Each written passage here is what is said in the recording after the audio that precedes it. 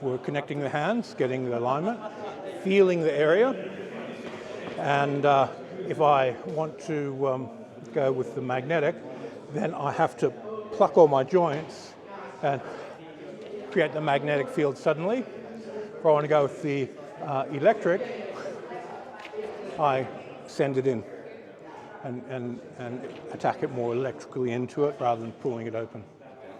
You're just focusing that spot. Yeah, because it seems to be a main pathway for the nervous system to connect the shoulders and the rest of the body. You know, once you're in there, the whole body's reactive. If there is no tension in this area, is that reactive or? You're creating tension. Okay, you're creating. Yeah. Oh, okay. Yeah. You're creating tension. You just pull and put it there. So this works on jelly body Tai Chi people. Oh, okay. Because you just tear them open. Yeah. So you separate both sides. It's creating tension right there. Yeah. And you catch it to move it. Yeah, you put the tension in.